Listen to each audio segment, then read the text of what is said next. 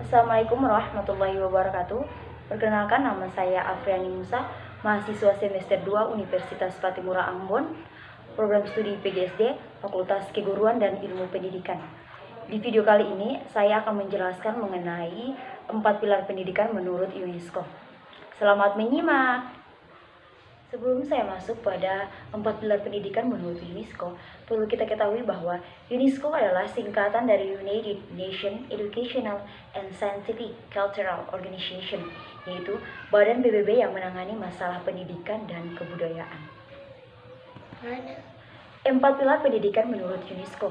Yang pertama, learning to know atau belajar untuk mencari tahu. Belajar untuk mencari tahu dengan cara mendapatkan pengetahuan melalui penggunaan media atau alat yang ada. Media bisa berupa buku, orang, internet, dan teknologi lainnya. Yang berikut yaitu learning to do atau belajar untuk mengerjakan. Belajar untuk melakukan atau berkarya. Hal ini tidak terlepas dari belajar mengetahui, karena perbuatan tidak terlepas dari ilmu pengetahuan.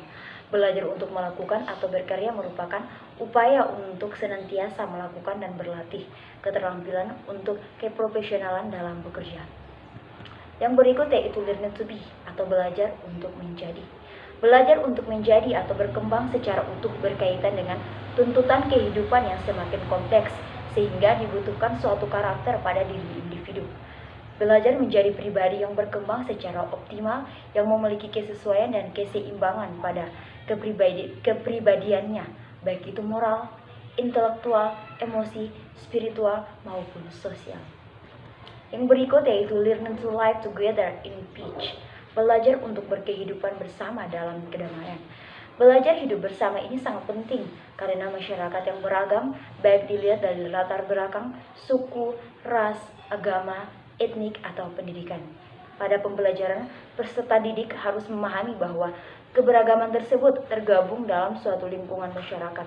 Oleh karena itu, saling membantu dan menghargai satu dengan yang lainnya sangat diperlukan agar tercipta masyarakat yang tertib dan aman, sehingga setiap individu dapat belajar dan hidup dalam kebersamaan dan kedamaian. Poin yang berikut yaitu teori belajar. Teori belajar ini didefinisikan sebagai metode yang menggambarkan bagaimana seseorang melakukan proses belajar. Umumnya, setelah belajar, seseorang cenderung melakukan perubahan diri ke arah yang lebih baik. Poin yang berikut yaitu faktor-faktor yang mempengaruhi pembelajaran. Yang pertama yaitu faktor guru. Guru adalah faktor utama dalam proses pembelajaran. Berhasil atau tidaknya sebuah pembelajaran bergantung pada bagaimana cara seorang guru membelajarkan sebuah materi terhadap siswa-siswanya. Terdapat 2 jenis faktor, yaitu faktor kondisi fisik dan faktor kondisi psikis. Faktor yang berikut yaitu faktor siswa. Faktor siswa terbagi menjadi 2, yaitu faktor kondisi fisik dan faktor kondisi psikis. Faktor yang berikut yaitu faktor tujuan. Faktor tujuan ini meliputi faktor kejelasan, faktor urgensi, faktor tingkat kesulitan, dan kesesuaian materi.